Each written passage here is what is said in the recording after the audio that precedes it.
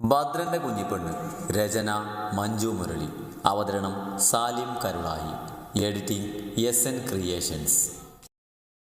അവരായിരിക്കും. വാ നോക്കാം. ഏട്ടനെ ഇപ്പം വിളിക്കണ്ട, കിടന്നോട്ടെ. പൊന്നു പറഞ്ഞു. വാ.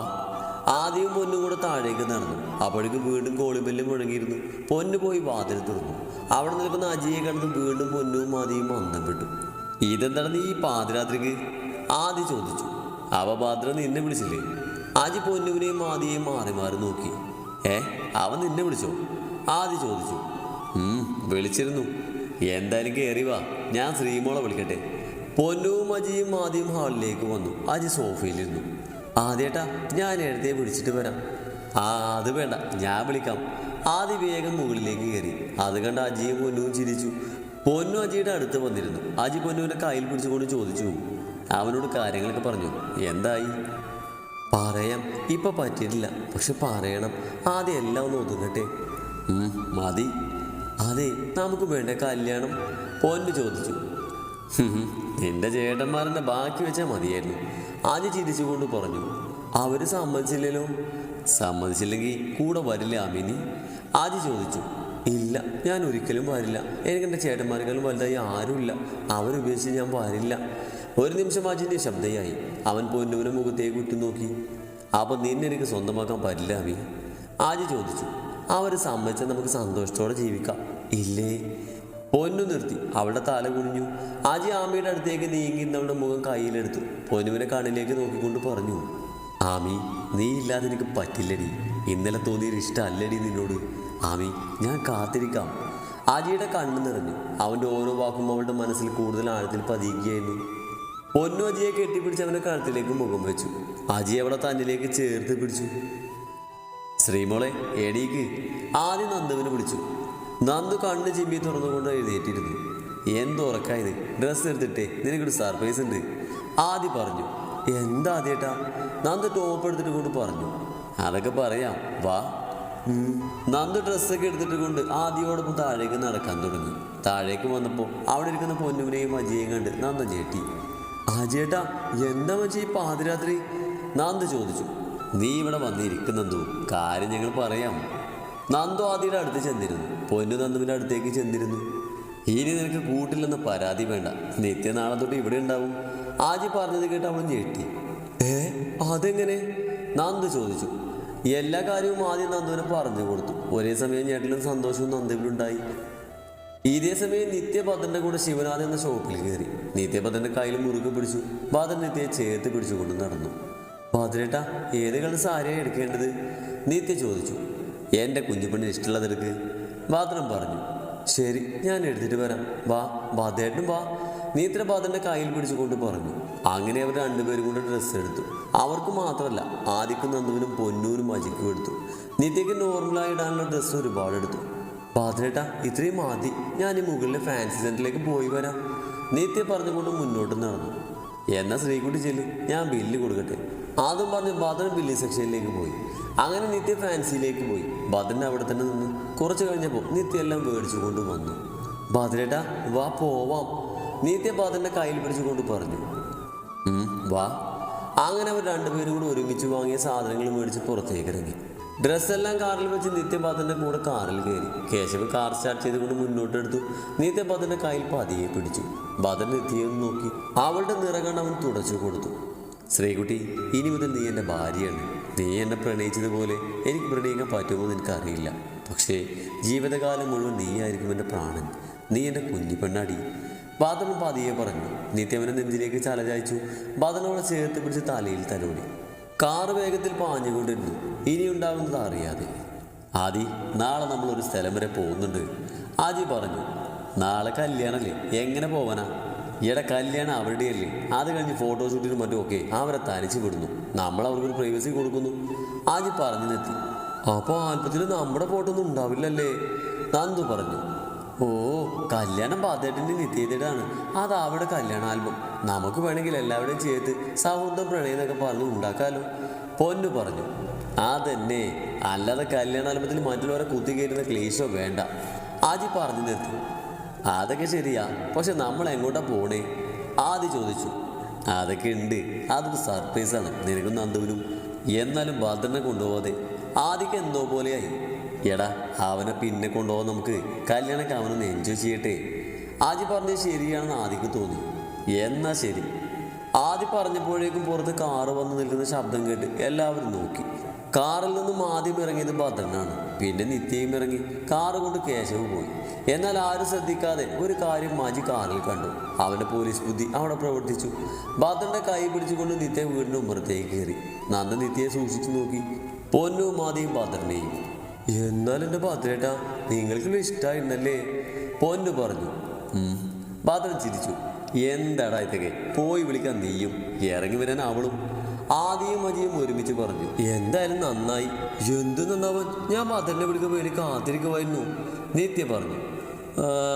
അവൻ നാവ് ഉണ്ടായെന്നല്ലേ മിണ്ടാന്നിരിക്കുന്നത് കണ്ടപ്പോൾ ഞാൻ ഇത് നാവ് വീട്ടിലും മറന്നു വെച്ചു എന്ന്. ഓ എങ്ങനെയാണോ ഇതൊക്കെ സാധിക്കുന്നേ? ആദ്യം ഗേത് കേട്ടുകൊണ്ട് ചോദിച്ചു പോയി. അതെ, പോലീസായി പോയില്ലേ, ഇല്ലേ ജയിലിൽ കൊണ്ടുപോയി ഇടായിരുന്നു. നിത്യ പറഞ്ഞു. ഇനിയും കേരള പോലീസിന് ട്രോള് വേണ്ടെങ്കിൽ അവിടെ മിണ്ടാ നിൽക്ക്. ഭദ്രനാണത്. ഓ നമ്മളില്ലേ. ആദ്യം പിന്നെ ഒന്നും മിണ്ടിയില്ല. കയറി വാ ആദ്യം വിളിച്ചു. ഭദ്രൻ നിത്യയും സാധനങ്ങളുമായി അകത്തേക്ക് കയറി. എല്ലാവരും സോഫയിലിരുന്നു. എല്ലാവരും നിത്യയും ഭദ്രനെയും നോക്കി. കല്യാണത്തിന് ഡ്രസ്സ് എടുത്തിട്ടുണ്ട്. പിന്നെ ഇത് ആദ്യമായിട്ട് നന്ദുവിനും. നിത്യ ഒരു കവറെടുത്ത് ആദ്യയുടെ കയ്യിൽ കൊടുത്തു. ഇത് പൊന്നുവിന്, ഇത് അജിക്ക്. ഭദ്രൻ മറ്റു 2 കവറും എടുത്തു കൊടുത്തു. എല്ലാവരും സന്തോഷത്തോടെ ചിരിച്ചു. അതല്ല, താലി പേടിക്കണ്ട ഭദ്ര, ആജിയാണത്. അതാദ്യം പേടിച്ചിട്ട് വരും. ഭദ്രൻ പറഞ്ഞു. അത് ഞാൻ വാങ്ങി വരാം. മുല്ലപ്പൂ പിന്നെ മാല സിന്ദൂരം അതൊക്കെ ഞാൻ മേടിക്കാം.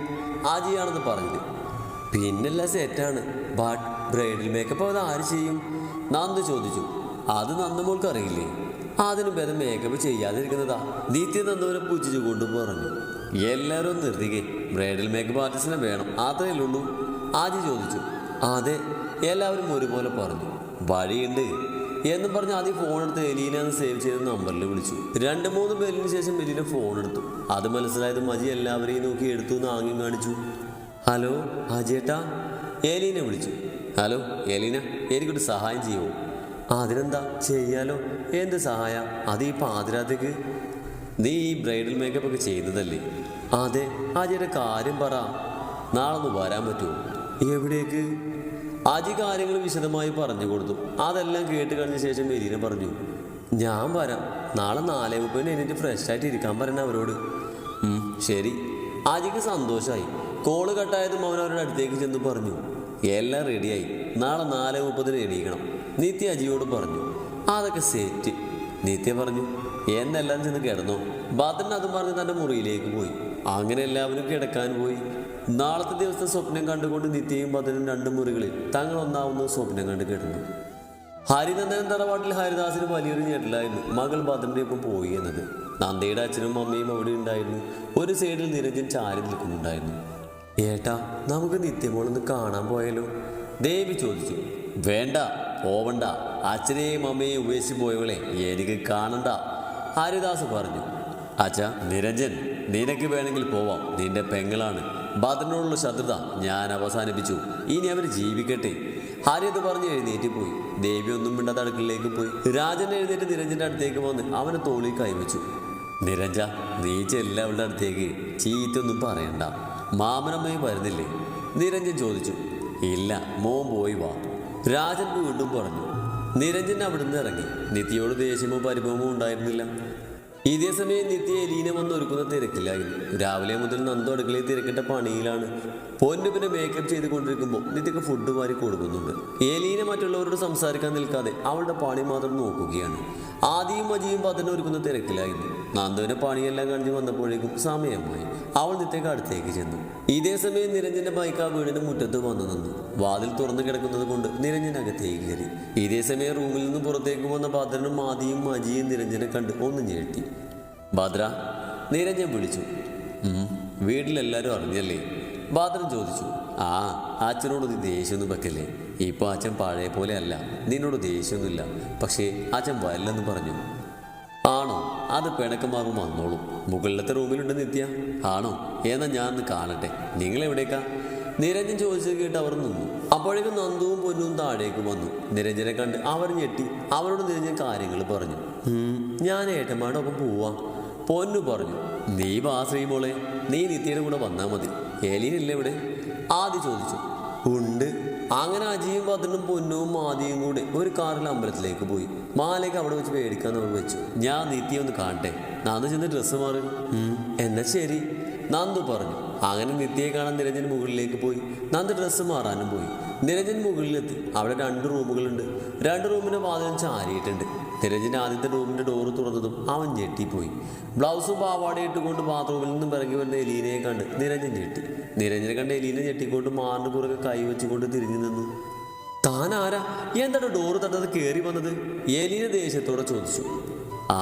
അത് പിന്നെ നിത്യ, എൻ്റെ പെങ്ങളെ കാണാൻ. നിരഞ്ജൻ നിന്ന് വീക്കി. ആ കൊച്ച അപ്പുറത്തെ റൂമിലാ. ഞാൻ ബ്രൈഡൽ മേക്കപ്പ് ആർട്ടിസ്റ്റാണ്. ഓ സോറി. നിരഞ്ജൻ ആ റൂമിൽ നിന്നിറങ്ങി അപ്പുറത്തെ റൂമിലേക്ക് കയറി. അപ്പുറത്തെ റൂമിൽ കല്യാണ പെണ്ണായി ഒരുങ്ങിയിരിക്കുന്ന നിത്യ ഉണ്ടായിരുന്നു. വാതിൽ തുറന്നതും കല്യാണ പെണ്ണായി ഒരുങ്ങിയിരിക്കുന്ന നിത്യയെ കണ്ടതും ഒരു നിമിഷം നിരഞ്ജന് കണ്ണ് നിറഞ്ഞുപോയി. മോളെ നിത്യയെ, നിരഞ്ജൻ പിടിച്ചു. ഏട്ടാ. നിത്യ നിരഞ്ജനെ കണ്ട് ഞെട്ടി. നിരഞ്ജൻ നിത്യയെ കെട്ടിപ്പിടിച്ചു. തൻ്റെ 2ാമത്തെ അച്ഛനായിരുന്നു നിരഞ്ജൻ. അവനെ കെട്ടിപ്പിടിച്ച് നിത്യ കരഞ്ഞു. കരയല്ലേ, മേക്കപ്പൊക്കെ പോകും, നിരഞ്ജൻ പറഞ്ഞു. ഏട്ടാ, അച്ഛൻ, അമ്മ, എല്ലാ കാര്യവും നിത്യയോട് നിരഞ്ജൻ പറഞ്ഞു. ഇതിന് സന്തോഷം അവൾക്കുണ്ടായി. ഭദ്രനോട് ശത്രുതയല്ലാന്ന് പറഞ്ഞതിലായിരുന്നു അത്. അപ്പോഴേക്കും നന്ദുവും മെലിനയും ഒരുങ്ങി വന്നിരുന്നു. നിത്യമോളെ, ഇറങ്ങാൻ നമുക്ക്? നന്ദു ചോദിച്ചു. നിത്യ പറഞ്ഞു. ഞാൻ വണ്ടി എടുക്കാം. എലീനയുടെ നോട്ടം കണ്ട് നിൽക്കാനാവാതെ നിരഞ്ജൻ പറഞ്ഞു. അങ്ങനെ വീട് കൂട്ടി നിത്യയും നിരഞ്ജനും നന്ദുവും മെലീനയും ഇറങ്ങി അവരുടെ വണ്ടി അമ്പലത്തിലേക്ക് പാഞ്ഞു. ഇതേ സമയം അമ്പലത്തിൽ കാത്തു നിൽക്കുമ്പോൾ ഭദ്രനും ആദിയും അജിയും പൊന്നുവും. ചുവന്ന ഷർട്ടും സ്വർണ്ണക്കരയിലെ വെള്ളം മുണ്ടുമായിരുന്നു ഭദ്രന്റെ വേഷം. തോളപ്പം വരെയുള്ള കുഞ്ഞു ചുരുണ്ട മുടിയും അവന്റെ താടിയും ഭദ്രന്റെ ഭംഗി കൂട്ടി. നെറ്റിയിലും കഴുത്തിലും ചന്ദനക്കുറി ഇട്ടിട്ടുണ്ടായിരുന്നു ഭദ്രൻ. ആ ഒരു വസ്ത്രവിധാനത്തിൽ അവന്റെ സൗന്ദര്യം വർദ്ധിച്ചിരുന്നു.